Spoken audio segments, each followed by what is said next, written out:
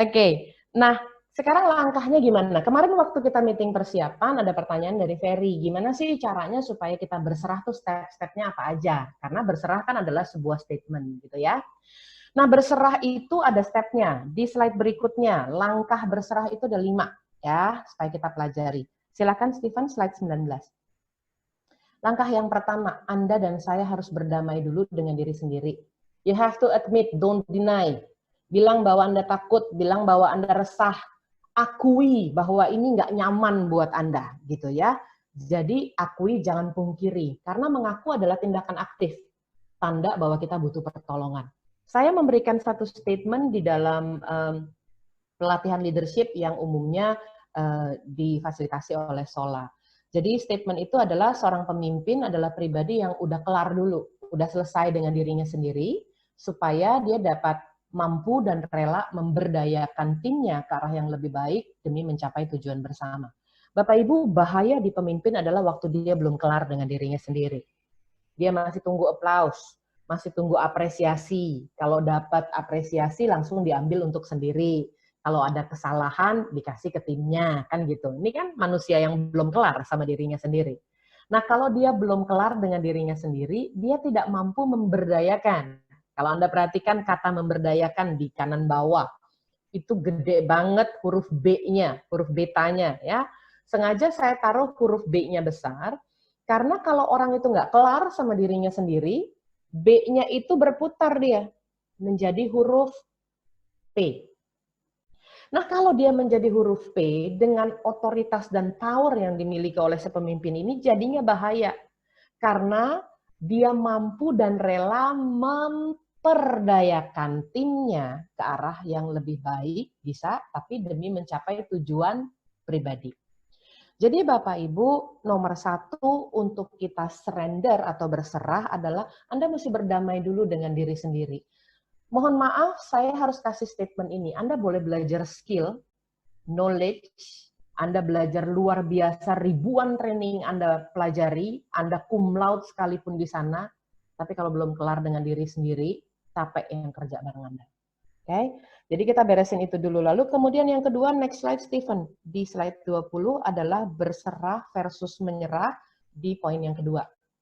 Orang yang berserah itu mengandalkan Tuhan. Gini Bapak Ibu, dengan body gesture seperti ini, berserah itu selalu pada otoritas yang lebih tinggi. Saya sih nggak percaya Anda berserah pada yang lebih rendah. Misalnya, aduh saya digigit nyamuk, saya berserah deh kepada nyamuk. Kan nggak mungkin ya. Kalau kata berserah itu selalu kepada otoritas yang lebih tinggi. Jadi berserah itu mengandalkan Tuhan, yang penting lakukan yang terbaik dan berserah. Anda perhatikan kata-kata itu. Ini bukan saya yang tulis, ini yang nulis adalah Sherlinda Octavia. Ya, tapi kami memiliki kesamaan dalam persepsi. Nah, menyerah itu menganggap Tuhan nggak adil. Bahaya banget loh. Udah berani nyalahin Tuhan, apalagi manusia. Jadi, situasi yang seperti ini bagaimana menyikapinya? Next slide, diklik ke 21, Stephen. Adalah poin yang kedua. Yang pertama tadi kan damai dengan diri sendiri. Yang kedua, langkahnya adalah Anda harus mengisi dengan pemikiran yang benar. Kemarin di sesi bersama dengan Pak Yakub Esra, sudah dibedakan berpikir positif dengan berpikir benar. Karena orang sering menggunakan yang penting pikirannya positif. Ternyata kita harus berpikir benar. Bapak Ibu, bagaimana kita dapat berpikir benar kalau isi kepala kita mengenai hal-hal yang bukan kebenaran? Maaf, saya bawa Anda kembali kepada kehidupan rohani. Bagi Anda yang Nasrani, sudah habis belum baca Alkitab? Kalau belum, ini otak diisi dengan apa? Bagi rekan-rekan Muslim, saya tantang Anda, sudah khatam belum? Ada apps-nya namanya One Day, One Juice. Kalau kita mengisi pikiran kita dengan hal-hal yang benar, begitu kata Joyce Meyer ya, maka hal-hal yang tidak benar itu jadi nggak punya ruang lagi. When we fill our thoughts with right things, the wrong one have no room to enter. Bagaimana kita dapat berkata dan mengaplikasikan lesson yang kita pelajari kemarin deh contohnya. Mari berpikir benar. Ayo gimana caranya berpikir benar kalau tidak diisi dengan kebenaran, ya. Nah, di slide berikutnya yang ke-22, Stephen silakan. Saya bukakan lagi kontras untuk yang ketiga ya. Kalau orang yang berserah itu selalu ada ucapan syukur, ketahuan kok mulutnya itu selalu melantunkan pujian syukur gitu. Apapun yang terjadi ya, bersyukur buat kesehatan. Bapak Ibu, ayo deh sama-sama kita interaksi lagi di dalam chat ya. Pernah nggak terbersit bahwa dulu nih sebelum pandemik, urusan nafas yang lega aja kita jarang masukkan itu dalam doa. Jarang bersyukur. Sekarang tuh sebel banget kalau keluar pakai masker, setipis apapun maskernya, senyaman apapun, tetap ada lapisan itu rasanya nggak nyaman. Gitu ya. Lalu kemudian bersyukur nggak Anda punya keluarga yang saat ini bisa berinteraksi dengan Anda dengan baik? Bersyukurkah kita atas makanan yang masih disediakan? Bersyukurkah kita untuk situasi di lingkungan kita yang terjaga dengan baik? Harus ada rasa syukur. Atau menyerah. Bapak Ibu, kalau menyerah itu memendam pikiran dan perkataan negatif. Lucu deh, kartunnya di situ dibilang hidup udah ribet, anak istri rewel pula katanya ya. Saya mau interaksi lagi ya sama Bapak Ibu ya. Jujur ya, ini kalau training kalau nggak jujur nggak asik ya. Siapa yang di masa karantina, yang sudah menikah ya, di masa karantina, 6 minggu deh, sudah berantem dengan pasangannya lebih dari 3 kali, angkat tangan. Ada yang bilang, saya. Ya. Ini lu lagi, kan gitu ya. Salah taruh piring berantem, salah taruh mic berantem, semuanya serba berantem. Oke? Saya mau kasih tahu, hargailah pasanganmu selama dia masih ada.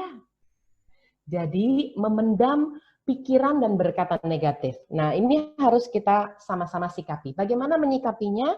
Stephen, tolong slide ke-23. Jadi, saya selalu berikan antidotnya ya, supaya Anda bisa belajar. Oke, slide 23, Stephen. Caranya adalah supaya Anda bisa bahagia di dalam hidup, ada kuncinya. Well, this word of wisdom membuat saya jadi, iya ya, bukan bahagia loh yang menjadikan kita bersyukur. Tetapi karena bersyukur, maka hidup kita menjadi bahagia. Jadi caranya gampang kalau mau bahagia, is within your control. Maaf, bahagia tidak bisa dibeli di mall.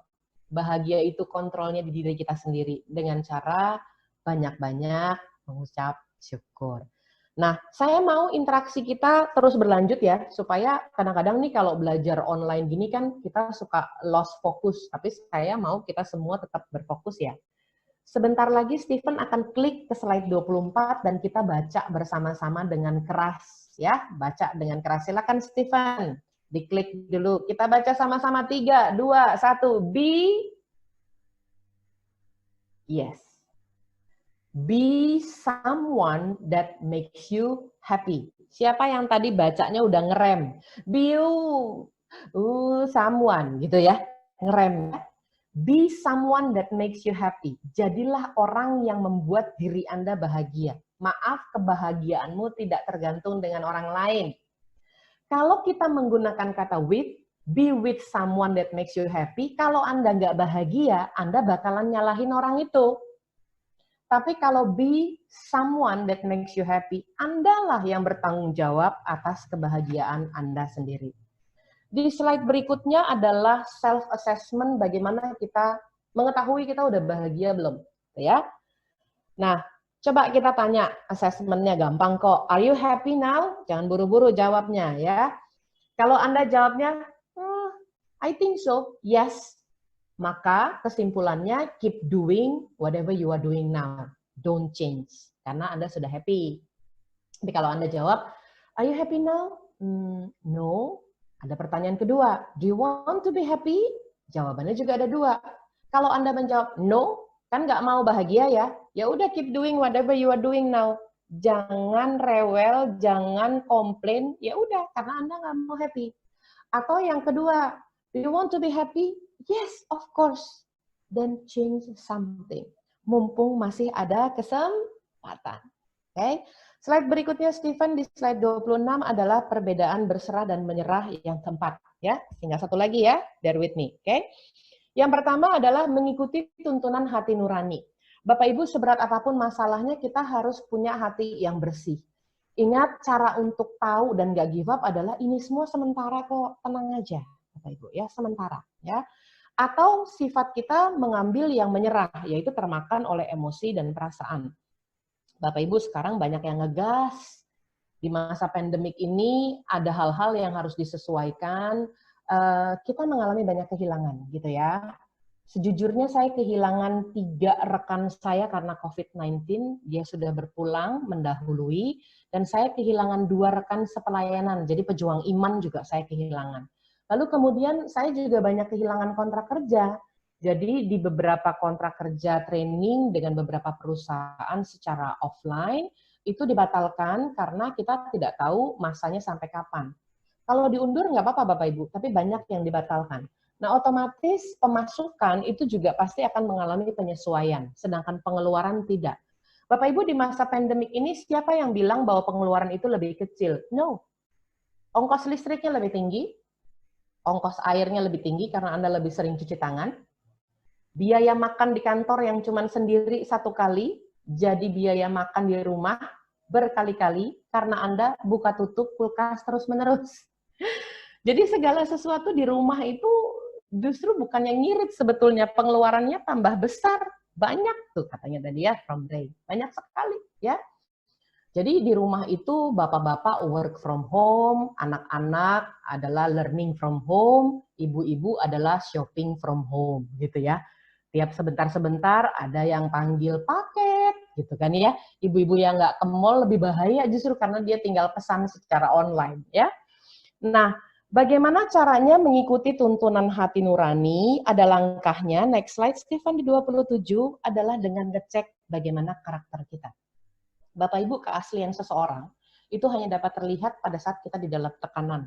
Makanya saya bikin quote gini, berusahalah untuk tetap menjadi teladan di dalam tekanan. Nggak gampang loh Bapak Ibu. Orang tuh akan mudah snap, akan mudah marah pada saat dia tertekan. Karena untuk segala sesuatu ada masa dan musimnya. Coba bersabar, tunggu waktunya, daya juangnya ditingkatkan. Saya suka dengan apa yang ditulis oleh John Terry. John Terry tahu nggak ini ya, dia pesepak bola ya. Dia bilang begini, kalau sepak bola tuh selalu mainnya by season. Jadi season Piala Dunia gitu ya. John Terry tuh bilang begini, it's been a tough season for all of us, but all we can do is keep fighting and showing character to the end of the season. Kenapa orang bisa berjuang? Karena dia tahu ada limitnya. Kembali, saya ulangi statement saya. Tidak ada satu manusia pun yang bisa berkata kapan COVID ini berhenti. Tapi saya sangat percaya yang terjadi di dunia sifatnya sementara. Pasti ada masa kadaluarsanya. Next slide, silahkan Stephen. Terbukti dari apa sih ada masa kadaluarsanya? Supaya kita tetap terupdate dengan baik. Kalau mungkin di layar Anda kecil, nanti Anda akan memperolehnya dan ini gampang bisa di Google ya. Saya tidak akan menjelaskan yang kecil-kecil lalu membacanya, enggak. Saya cuma menunjukkan kepada Anda bahwa Anda dan saya harus mulai adjust dengan normal yang baru. Outbreak, pandemik di dalam sejarah itu ada masa kadaluarsanya. Memang sih sesak sekali di dalam tekanan tersebut. Tetapi tenang, satu waktu karena sifatnya sementara pasti bisa berlalu. Para leader, tim kerja, para pengusaha, semuanya saya mau serukan ini. Di dalam masa kesesakan, jangan berseteru, tapi berserulah dan berserahlah kepada Tuhan. Banyak orang di masa tekanan ini justru berseteru, mestinya berseru dan berharap kepada Tuhan. Nah, kalau Anda lihat di dalam gambar di sana, adjustment yang kita ambil saat ini adalah semua harus pakai masker, semua harus cuci tangan, dan memang semuanya itu bulet-bulet katanya ya, ada catnya. Ya, jadi virusnya berbentuk seperti itu. Kemarin saya mendengarkan satu paparan tentang coronavirus ya. Jadi coronavirus itu kan kecilnya luar biasa, lebih kecil dari bakteri gitu ya, dan dia adanya di inti sel. Nah, semuanya itu bentuknya ya memang begitu, modelnya bulat-bulat, tapi coronavirus itu ada jabrik-jabriknya ya, dan dia nggak tahan dengan sabun ya. Jadi oleh sebab itu, bisa nggak kita angling dari cara yang berbeda? Saya rephrase kata-kata saya ya, dengarkan dengan baik. Saya bersyukur coronavirus kalahnya pakai sabun aja. Coba bayangkan, waktu dia nempel di badan Anda dicuci, masih hilang loh, bersyukur. Kalau dia lebih kuat daripada deterjen dan sabun, gimana cara ngilanginnya? Bersyukur untuk hal-hal kecil dalam kehidupan kita. Nah, di dalam slide berikutnya, Stephen 29 adalah yang kelima, terakhir ya, berserah dengan menyerah. Kalau orang berserah tuh do their best and never give up, itu udah pasti karena give up itu adalah menyerah ya. Makanya di situ ditulis tuh kegagalan adalah sukses yang tertunda. Semangat gitu ya. Sedangkan menyerah adalah takut mencoba hal-hal baru. Bayangin ya, takut mencoba hal-hal baru. Ayo kita sama-sama pelan-pelan bacanya. Pertanyaan saya, udah dicoba lagi belum? Belum kan? Takut mencoba hal-hal baru. Gara-gara takut nggak jadi coba hal-hal yang baru. Dengan paradigma salah. Percuma aku coba lagi, udah pasti gagal, udah nasib, padahal belum mencoba. Coba bayangin tuh. Ya. Nah, waktu dikatakan bahwa menyerah itu adalah tindakan yang sudah lagi nggak punya harapan, nggak punya hope. Di next slide ada langkahnya, ada antidotnya. Ya. Di slide 30, Stephen silakan. Yang kelima ya, hope itu kan harapan, yang tulisannya merah. Harapan itu bahasa Indonesianya yang cantiknya namanya asa. Asa itu definisinya adalah coba sekali lagi. Jadi orang yang berhenti mencoba adalah orang yang putus asa. Itu rumusnya. Makanya saya suka dengan quote ini dikatakan, when the world says give up, hope whisper. Yang namanya harapan tuh whisper, berbisik. Try it one more time. Coba sekali lagi. Gitu katanya. Makanya nggak kedengeran Bapak Ibu, jarang dengerin hati nurani sih. Lebih melihat apa yang ditonton dan dibaca, amigdalanya overuse. Boro-boro bisa dengar apa yang terwhisper dari hati nurani. Try it once again, Gina. You can do it. Never give up. Itu tuh bunyinya seperti whisper. Makanya orang yang terkonek dengan hati nuraninya akan lebih mudah berserah. Nah, bagaimana caranya supaya kita tidak putus asa? Next slide di 31. Anda harus punya support system. Support system yang paling utama adalah keluarga. Support system kedua, layer kedua adalah Anda punya komunitas yang sehat. Komunitas itu bisa sama-sama Xavier Marks Spot gitu ya. Terus teman Anda di komunitas rohani, terus tetangga Anda gitu ya. Komunitas yang sehat supaya nggak mudah putus asa. Saya suka dengan quote ini. You can't change the people around you. Betul ya? Kita nggak punya nih kemampuan untuk merubah orang lain, nggak bisa. Kapasitas yang bisa kita lakukan adalah kita merubah cara pandang kita terhadap orang lain tersebut. Tapi di bawahnya ditulis, but you can change who you choose to be around. Bapak Ibu, Anda bisa memilih kok dengan siapa Anda berinteraksi. Ini penting loh, karena pergaulan yang buruk akan merusak kebiasaan yang baik. Dan untuk Anda ketahui, kita akan menjadi sama dengan 5 orang yang kita sering berinteraksi. Contoh ya, kita sering banget nih ngegeng sama 5 orang ini. Itu pemikirannya jadi sama, gaya ngomongnya jadi sama, pengambilan keputusannya jadi mirip. Ya enggak? Makanya suami istri yang sudah menikah bertahun-tahun, kalau ketemu teman lama ya, mereka bisa mengeluarkan komentar ini, kalian kok mirip ya, gitu. Mungkin bukan mirip secara fisik ya, tapi mirip secara pola pikir. Makanya bagi saya penting untuk Anda tidak putus asa, Anda harus punya support system komunitas yang baik. Itu adalah langkah yang terakhir, yang kelima. Next slide di 32, Stephen saya kembalikan ke slide ini. Nggak ada bedanya sama slide yang sebelumnya cuma gara-gara tulisan kuning itu. Yang membahayakan adalah waktu dikatakan hidup adalah pilihan berserah atau menyerah. Ini yang parah nih, Anda nggak milih sama sekali.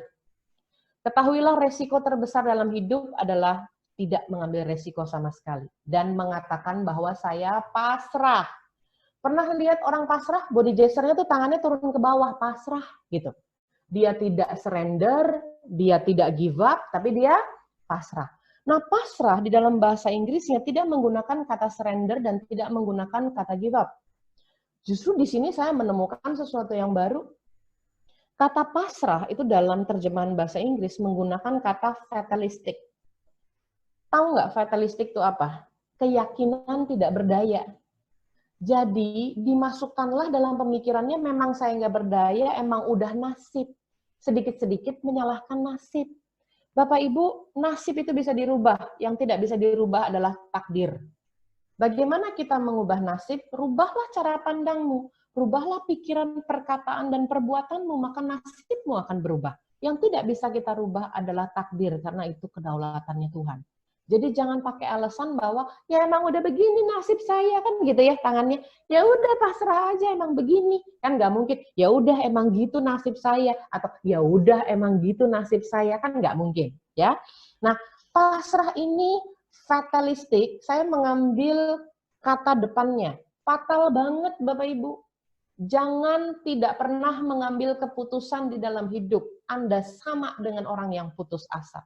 Next slide, Stephen, silakan.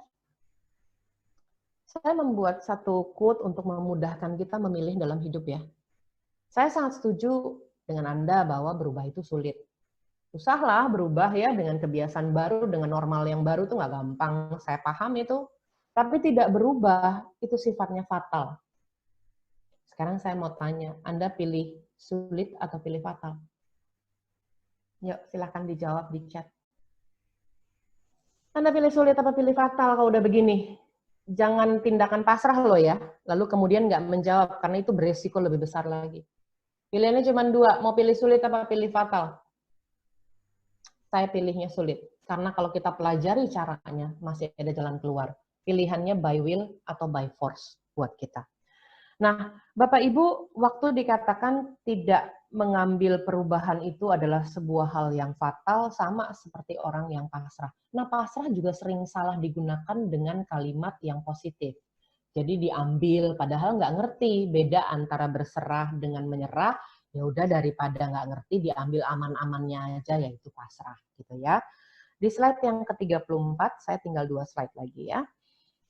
Keadaan yang membuat kita harus berubah itu sudah terjadi. Bapak Ibu, di situ saya taruh di kiri bawah, kita sudah melewati 33% loh. 2 hari lagi bulan Aprilnya habis, gitu ya. Berarti 4 bulan sudah berlalu, sudah sepertiga dari 2020 kita jalani. This is the new normal. Please admit it, please accept it. Kelar dong dengan diri sendiri. Ya udah terima aja, memang ini sekarang keadaannya. Apa yang dapat Anda lakukan di masa pandemik ini? Di bawah tulisan new normal, saya taruh tulisan diperlukan 21 hari untuk menciptakan kebiasaan baru. Anda dan saya udah lewat 21 hari. Masa karantina kita sudah mau sebulan lebih kok. Berarti Anda sudah punya kebiasaan baru. Tapi diperlukan 90 hari untuk menciptakan pola hidup yang baru. Jadi wajar banget kalau Anda sudah punya kebiasaan baru tapi masih belum nyaman, wajar banget karena ini belum jadi pola hidup. Kecuali karantina kita sampai dengan 3 bulan nantinya. Kita berdoa, tidak sampai segitu lama lah ya. Ada kuasa di dalam doa, kita bergandengan tangan yang terbaik. Saya mau ajak kita juga untuk berdoa bagi ketahanan pangan, lalu kemudian bagi pemulihan bangsa, dan juga berdoa bagi keluarga yang mungkin dan pasien yang terkena COVID-19 supaya diberikan kekuatan dan kesehatan serta pemulihan. Nah, Bapak Ibu, yang berubah itu new normalnya bukan cuma di kita. Coba lihat kanan bawah. Dari detik.com itu berkata bahwa kalender libur 2020 aja terjadi perubahan revisi gegara corona, katanya gitu ya. Jadi ini bukan saya yang buat. Jadi dia bilang ya ini revisinya gegara corona. Oke. Libur kita jadi lebih banyak. Libur loh ya, lebih banyak, bukan liburan. Libur sama liburan beda loh ya. Kalau Anda liburan itu enak. Kalau libur tapi nggak melakukan apa-apa rasanya bosen ya. Nah di 2020 libur kita ditambah lagi. On top of karantina, on top of working from home, on top of belajar dari rumah dan juga ibadah dari rumah. Nah, Bapak Ibu, di dalam new normal ini apa yang kita lakukan? Saya tantang ini sebagai penutup. Justru tahu akan banyak liburnya, justru tahu akan banyak work from home-nya, hidup adalah pilihan. Anda semakin kehilangan disiplin diri karena rebahan terus, atau Anda semakin mempercepat persiapan Anda untuk take off pada saat pandemik ini berlalu. Bagi saya di slide nomor 35, Stephen silahkan, slide yang terakhir. Saya suka dengan quote ini. It's not the will to win that matters. Everyone has that. It's the will to prepare to win that matters. Anda lihat paku tersebut? Berantakan luar biasa. Justru kesempatan bagi kita untuk riset planning kita, mumpung di rumah aja. Jangan lagi kasih saya alasan Anda nggak punya waktu. Anda punya waktu banyak banget, yang kurang adalah self-disiplin. Justru kesempatan buat kita rapihkan dan tata ulang kehidupan kita, mumpung masih napas loh ya, mumpung masih ada kesempatan. Untuk apa sih? Naik level, untuk lebih benar. Saya nggak bilang lebih positif, lebih benar. Dan lebih teratur dalam hidup. Teratur apa? Teratur jam doanya, teratur baca Al-Qur'annya atau Alkitabnya, tergantung kepercayaan Anda. Teratur mengucap syukurnya, teratur memberinya, teratur hidup Anda. Karena perubahan hanya terjadi pada saat kita ada di dunia. Anda tahu, lihat paku yang begitu berantakan, tidak ada jalan lain selain membereskannya. Saya tulis di situ reset your plan. Saya terjemahkan ya bahasa Indonesianya ya. Bukan keinginan untuk menang yang menentukan, semua orang memiliki itu, tetapi keinginan untuk mempersiapkan kemenanganlah yang menentukan. Di masa-masa work from home, jangan pindah fokus. Bapak Ibu, Anda yang bekerja sebagai agent properti, Anda mungkin punya ad hoc sekarang, atau sampingan. Sampingan tidak pernah menjadi yang utama. Saya mau katakan refocus, reset your plan. Bagaimana caranya Anda bekerja lebih cepat lagi? It's an era of yang namanya era disruption. Ya, Anda sudah ada dalam industri 4.0. Jadi bagi saya, ayo dibereskan, gitu ya. Jangan dilanjutkan lagi hal-hal yang menyebabkan kita bertambah males. Stephen, boleh diklik videonya. Begini caranya untuk merapihkan hal-hal yang masih belum teratur dalam kehidupan kita. Tidak ada jalan lain. Silahkan, Stephen. Kalau pakunya begitu berantakan, ya, tidak ada jalan lain untuk merapihkannya kecuali mengguncangkannya. Videonya agak terpatah-patah sedikit, tapi pelan-pelan Anda bisa melihat bahwa sambil digoncangkan kontainer tersebut, sambil rapihlah paku-pakunya.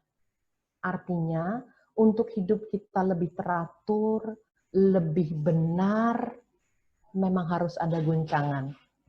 Saya tahu nggak nyaman ada guncangan COVID-19 dalam kehidupan kita, tapi respon menentukan.